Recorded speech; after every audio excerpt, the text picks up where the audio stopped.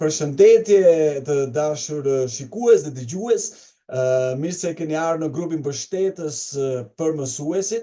Ne sot do të prezantojmë temën parandalimi dhe ndërhyrja ndaj bullizmit. Do kemi udhëzime praktike për mësuesin.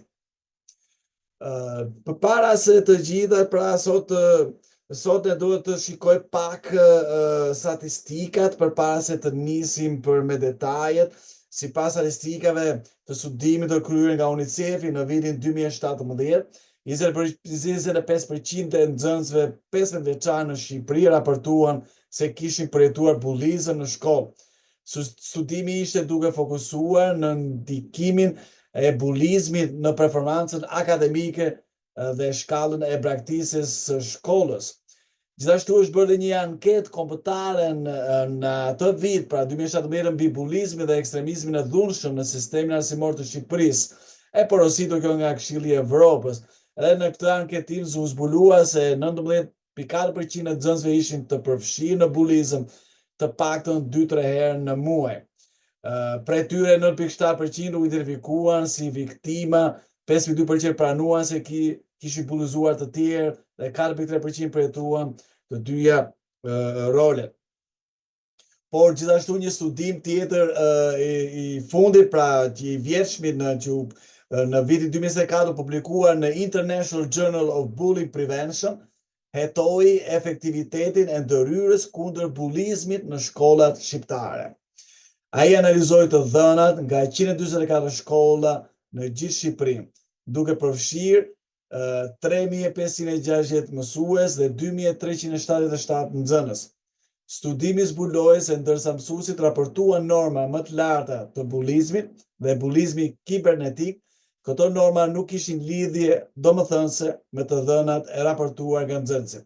Gjithashtu u theksua rëndësia e aktiviteteve në nivele klase për uljen e normave të bullizmit.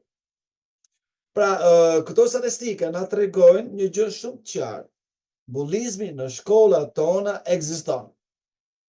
Dhe pavarësisht nga përmasat e këtij fenomeni, ne si mësues kemi një rol kyç për të parandaluar dhe ndaluar bullizmin në shkollat tona. Le të shqyrtojmë strategjitë dhe të ilustrojmë ato me shembull konkret. Por përpara se të bëjmë këtë gjë, unë do doja që të flisja pak për kuptimin e bullizmit. Fjala bully ka pësuar një ndryshim të jashtëzakonshëm në kuptimin gjatë shekujve. Në shekullin 16 ajo e ka origjinën nga fjala në hollandishten e vjetër, që është boele, që do të thotë i dashur ose shpirt i afërt, dhe zakonisht përdoret si një term dashamirësie që reflektonte afeksion dhe lidhje. Me këtë kuptim pozitiv madje e ka përdorur Shakespeare në librat e tij. Në shekullin e 17, ama, kuptimi i kësaj fjale filloi të errësojë, duke u bërë sinonim i një personi dominues dhe autoritar, diktator pra. Ky kuptim negativ u vendos plotësisht në shekullin e 18, ku fjala bully mori kuptimin aktual për të treguar një individ që ngacmon ose frikson të tjerët. Evolucioni gjuhësor i fjalës bully, bullizëm, si mund ta përkthejmë në shqipra, vënë duke se si sjelljet dhe marrëdhëniet shoqërore ndikojnë në mënyrën se si gjuha përshtatet me kalimin e kohës. Por ne tani do shikoj pakas për llojet e bullizmit. Këtu kemi 3 llojet e bullizmit. Pra, bullizmi është një sjellje e përsëritur dhe me qëllim që synon të dëmtojë fizikisht, emocionalisht ose shoqërisht dikë. Ai përfshin bullizmin verbal, fizik, shoqëror dhe kibernetik. Ka një përmbledhje të 3 lloje të bullizmit. Ngacmimi verbal përfshin përdorimin e fjalëve për të lënduar, poshtëruar ose friksuar dikë. Kjo përfshin vënien e nofkave, talljeve, kërcënimet ose përhapjen e thashëthemeve të dëmshme. Ngacmimi fizik konsiston në agresion fizik të drejt për drejt, si goditja, shtyrja, shkelma ose shkatrimi i gjërave personale të dikujt. Është shpesh i dukshëm dhe mund të lërë shenja fizike, por edhe emocionale. Dhe ngacmimi kibernetik ndodh online përmes rrjeteve sociale, platformave të mesazheve ose kanaleve të tjera digjitale. Kjo përfshin dërgimin e mesazheve fyese, ndarje përmbajtjeve poshtëruese ose shtirjen si dikush tjetër për të shkaktuar dëm. Pra këto ishin llojet e bullizmit shkurtimisht dhe përpara se ne të flasim se çfarë mësuesët mund të bëjnë. Pra, ndryshimet emocionale të sjelljes tek fëmijët e bullizuar. Edhe këtu do të shikojmë pra disa nga shenja. Pra, së pari është tërheqja, pra mbyllja në vetvete e papritur. Një fëmijë që më parë ishte i shoqërueshëm mund të bëhet i heshtur, i shqetësuar ose i tërhequr nga aktivitetet. Dhe kjo mund të jetë një shenjë për që mund të jetë i bullizuar. Një tjetër është ndryshimi i humorit, pra, rritje e nervozizmit, trishtimit ose zemërimit pa ndonjë shkak të dukshëm.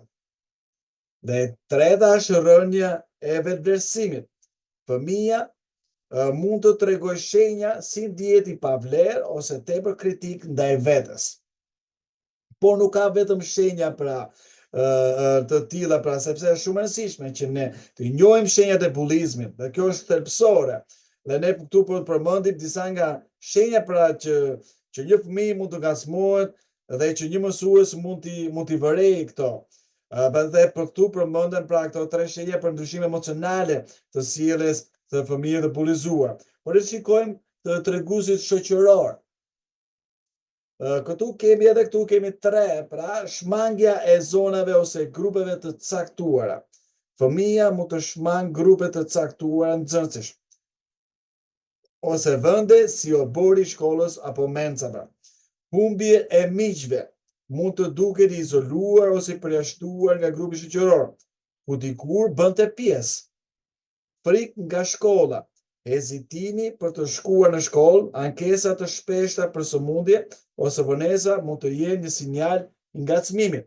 Pra këto janë sinjale, shenja që ne mund të mendojmë që ndoshta nxënësit janë bullizuar dhe duhet të pyesim çfarë po ndodh dhe të vëzhgojmë dhe të kërkojmë se a është e vërtetë që nxënësi është i bullizuar. Po ka shenja të tjera.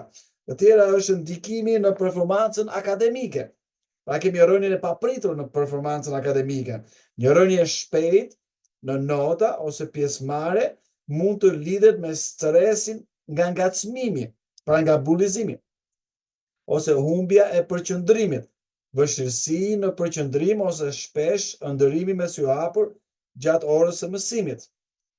Edhe këto mund të jenë shenja, sinjale që fëmia nxënësi pra është i bullizuar. Po ajo që janë më dukshme janë shenjat fizike. Lëndime të pashpjeguara, mavjose, prerje ose gërvishe që fëmia ka vështirësi të shpjegojë, mund të tregojnë ngacmim fizik, ose objekte të dëmtuara ose të humbura, për shembull rrobat e grisura, pajisjet të prishura ose objekte të humbura mund të jenë sinjale të ngacmimit, të bullizimit pra. Por kemi edhe shenja të tjera, për shembull ndryshimet në zakonet e ngrënies ose gjumit, ndryshime të dukshme në peshë, lodhje ose shenja të pagjumësisë mund të tregojnë stres të fshehur. Pra kjo është një ndër shenjat, pra pastaj është një tjetër vizita të shpeshta tek infermeria. Fëmijët që përjetojnë ngacmim mund të ankohen shpesh për dhimbje koke, stomaku ose simptoma të tjera fizike të shkaktuar nga stresi, ngacmimit apo i bullizimit. Por, këto janë pak a shumë si fillim, si hyrje, se cili është kuptimi i bullizmit, statistikat që bullizmi ekziston, është fenomen që është në disa shtete mund të jetë më shumë, në Kosovë më shumë, në Maqedoni Veriut më pak, ose Shqipëri më shumë ose më pak, po fenomeni ekziston dhe gjithashtu pam disa shenja. Por tani pyetja thelbësore është çfarë mund të bëjë mësuesi? Çfarë mund të bëjë mësuesi? Mësuesi mund të luajnë një rol të rëndësishëm në identifikimin e këtyre shenjave dhe në mbështetjen e fëmijëve. Komunikimi i hapur, krijimi një ambienti të sigurt në klasë dhe bashkëpunim me prindërit, këshilltarët ose psikologët janë hapa kyç për të ndihmuar ata. Nëse dëshiron, mund të ndihmoj me ide ose strategji për të adresuar apo parandaluar ngacmimet në shkollë. Më thuaj nëse të duhet ndihmë për shembull. Shembulli i parë, një nxënës shmang pushimet dhe shfaq ankth. Pas hetimeve zbuloni se ata përjashtohen dhe përqeshen nga shokët e klasës. Të kuptuarit e këtyre shenjave ju lejon të ndërhyni dhe t'i mbështesni.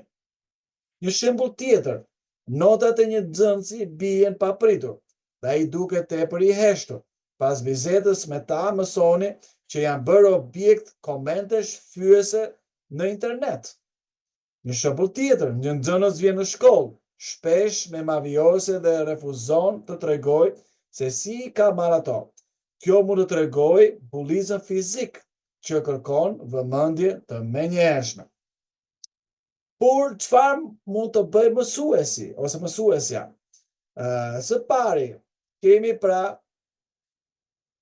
që duhet të krijoj pra një krijim i një kulture pozitive në klasë. Tu kemi një si ilustrim, pra një histori, një mësuese klase u kërkonte nxënësve të saj çdo javë që të shkruanin në një copë letër emrat e tyre.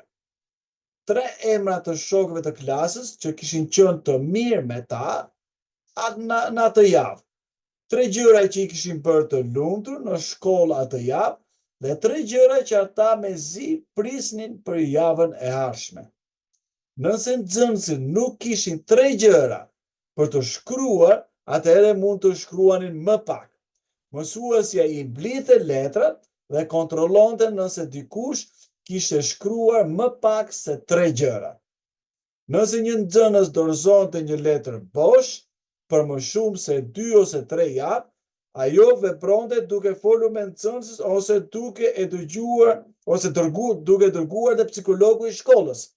Në këtë mënyrë, ajo parandaloi vetvrasjet në klasën e saj dhe gjithashtu edhe bullizmin. Ky është një shembull e një mësuese se si ja ka dalë të parandalonte bullizmin dhe madje edhe vetvrasjen. Pra, siç e thash edhe pak më parë, duhet të krijojmë një kulturë pozitive në klasë. Pra, duhet vendosim pritshmëri të qarta. Vendosni rregulla që promovojnë respekt dhe mirësi midis nxënësve. Zbatoni këto rregulla në vazhdimsi. Në shkrimet e shenjta shkruhet që ashtu siç dëshironi që t'ju bëjnë juve njerëzit, po ashtu bëni me ta. Bashkëpunimi gjithashtu është shumë i rëndësishëm, bashkëpunimi kundrejt garave. Pra, më mirë të bashkëpunojnë se sa të kenë gara konkurrencë. Sepse ajo të shkrimin e shenjta kjo quhet rregulli i artë, që ashtu siç dëshironi që t'ju bëjnë juve njerëzit, po ashtu bëni me ta.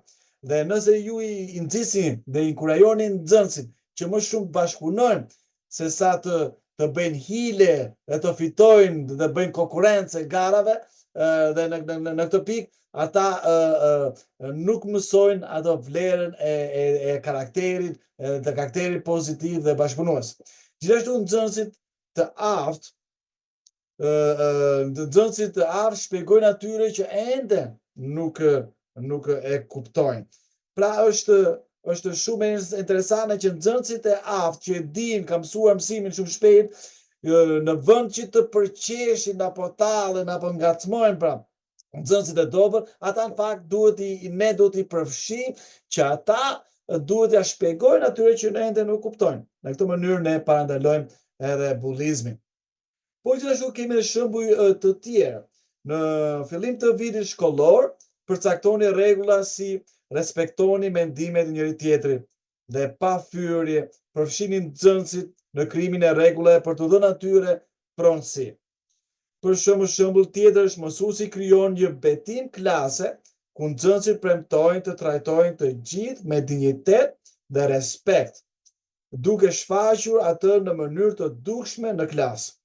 Një shembull tjetër është që gjatë një diskutimi në klasë, mësuesi ndërhyn për të kujtuar nxënësit për rregullin kundër ndërprerjes së të tjerëve, duke forcuar komunikimin pra e respektueshëm. Por për të krijuar një kulturë pra pozitive tjetër, ne na duhet të modelojmë mirësinë. Udhëhiqni me shembull, tregoni empati, dëmshuri dhe gjithëpërfshirje në ndërveprimet tuaja. Për shembull, një mësuese vëren një nxënës që ka vështirësi në aktivitetet grupore dhe në mënyrë private ofron inkurajim dhe ndihmë. Nxënësit e tjerë vëzhgojnë dhe imitojnë këtë sjellje mbështetëse. Tjetër shembull, një mësuese përshëndet nxënësit individualisht çdo mëngjes, duke treguar që kujdeset për secilin prej tyre. Ose një shembull tjetër pra, gjatë një konflikti në klasë, mësuesja dëgjon të dyja palët dhe punon për një zgjidhje që respekton ndjenjat e të gjithëve. Gjithashtu mësuesit nuk lejohet anësimi, preferenca midis nxënësve, sepse ju e kuptoni sepse sjell probleme shumë të mëdha dhe mësuesi është shembull i mirësisë, është shembull sepse me atë shembull ne mësojmë më shumë. Por jo vetëm që të jemi shembull, po duhet të ndërtojmë edhe lidhje. Nxjisni pra një marrëdhënie të fortë mësues-nxënës. Një i rritur i besuar është thelbësor për një nxënës që përjeton bullizëm dhe që kërkon ndihmë. Për shembull, gjatë një aktiviteti të njohim njëri tjetrin, një mësuese mëson për hobet dhe talentet e çdo nxënësi, duke krijuar lidhje dhe duke inkurajuar gjithëpërfshirje. Ose një shembull tjetër, një mësuese organizon dreka me grupe nxënësish me rotacion, duke nxitur biseda informale dhe forcon marrëdhënien me nxënësin. Ose një shembull tjetër, një mësues vëren një nxënës që ndihet i përjashtuar dhe e fton atë të ndihmojë me përgjegjësitë e klasës, duke e bërë të ndjehet i përfshirë dhe i vlerësuar. Por, së dyti, ne duhet të çfarë mësuesit mund të bëjnë është dhe masat proaktive. Në edukimin, mësoni nxënësit për bullizmin, efektet e tij, rëndësinë e mbrojtjes së të tjerëve dhe ku të kërkojnë ndihmë. Për shembull, në shkrimet e shenjta përmendet një fjalë urtë: hape gojën tënde në favor të Memecit, në mbrojtje të gjithë atyre që janë lënë pas dore. Dhe ne duhet që t'i mësojmë pra nxënësit që të mbrojnë pra nxënësit e tjerë. Për shembull, jam disa shembuj, organizoni një seminar kundër bullizmit me aktivitetet role playing, ku nxënësit demonstrojnë strategji ndërhyrje të sigurta. Ose një shembull tjetër, mbani një mësim ku nxënësit shpikin ide për çfarë do të thotë mirësia dhe krijojnë postera për t'i ekspozuar në korridor.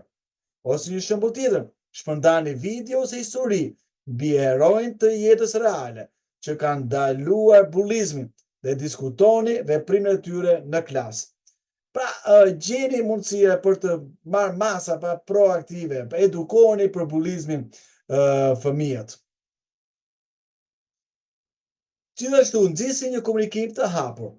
Tregoni se klasa juaj është një hapësirë e sigurt për të ndarë shqetësimet. Për shembull, si të nxjisni komunikim të hapur? Nxjisni një kohë diskutimi, ku nxënësit mund të diskutojnë hapur ose të dorëzojnë në mënyrë anonime shënime mbi shqetësimet e tyre.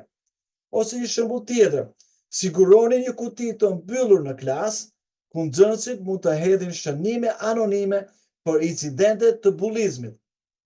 Ose një mënyrë tjetër, programoni biseda individuale të rregullta me nxënësit, veçanërisht ata që duken të izoluar ose të shqetësuar.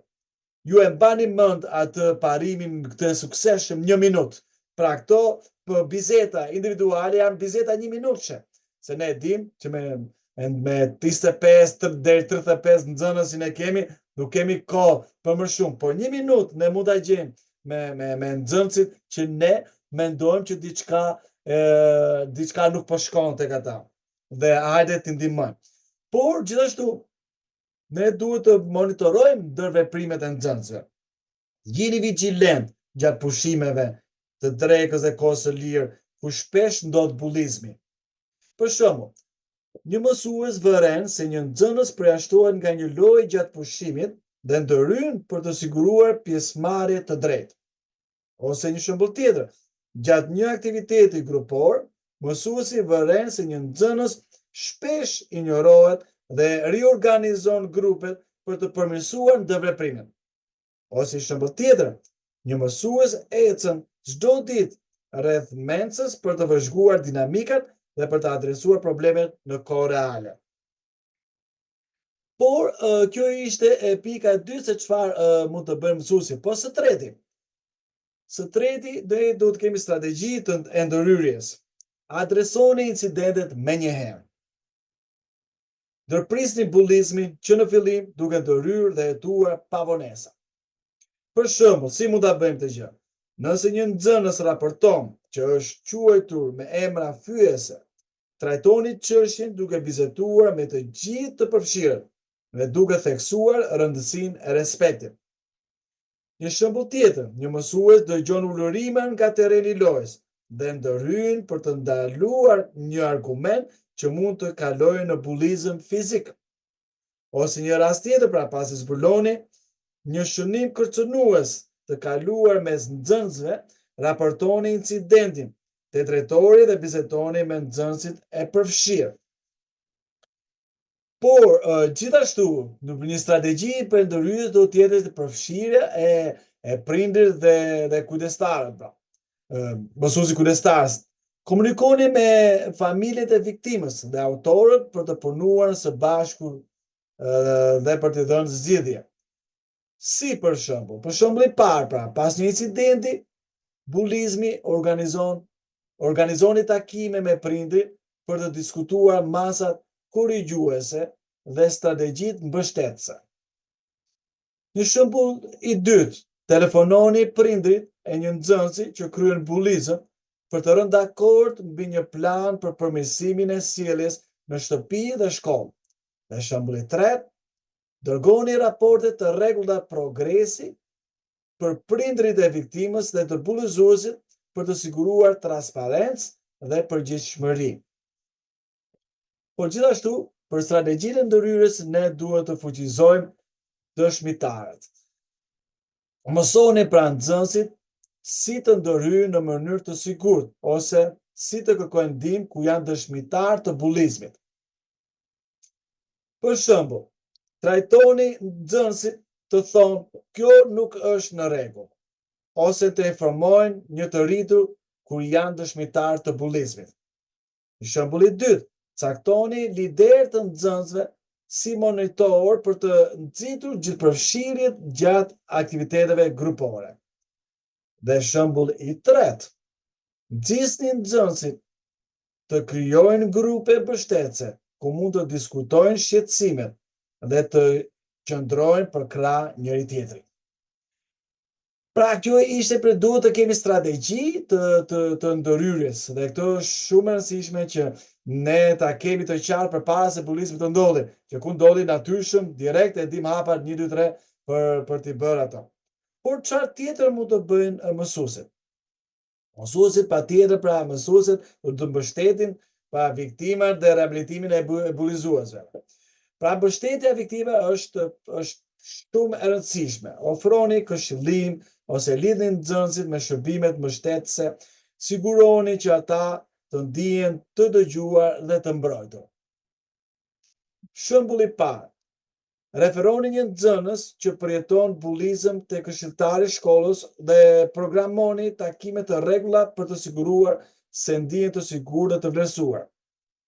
Shembulli i dytë, prezantoni viktimën me grupe të reja shoqërore, ku ata mund të bëjnë miq dhe të ndihen të përfshirë.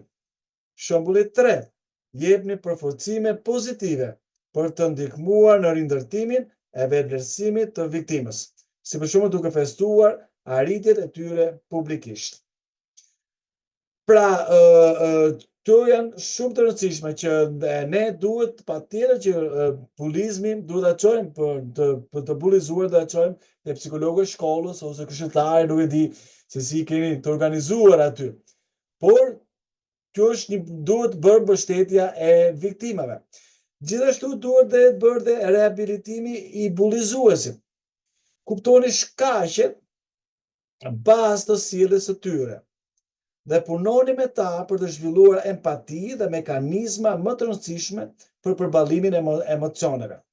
Shembulli i parë, përfshini bulizuesin në një program mentorimi midis bashkëmoshatarëve për të ndihmuar të mësojnë empati dhe mënyra alternative për të shprehur emocionet. Shembulli i dytë, caktoni bulizuesin për të kryer punë shërbimi brenda shkollës, si ndihmë në organizimin e aktiviteteve për të kanalizuar energjinë në mënyrë pozitive. Shembulli i tretë, bashkëpunoni me këshilltarin ose psikologun e shkollës për të adresuar probleme themelore, si menaxhimi i zemërimit ose frustrimit i tyre.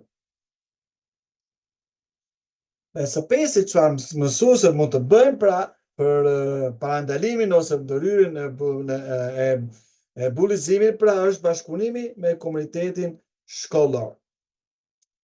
Programe pra kundër bulizimit, bashkëpunoni me kolegët për të zbatuar iniciative bashkëkollore si grupe mbështetëse të bashkëmoshatarëve dhe fushatat e ndërgjegjësimit.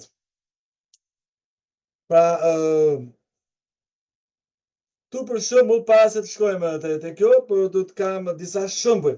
Për shembull, filloni një program stoli i shoqërisë, ku nxënësit që ndihen të vetmuar mund të ulen për të sinjalizuar të tjerët që t'i përfshin.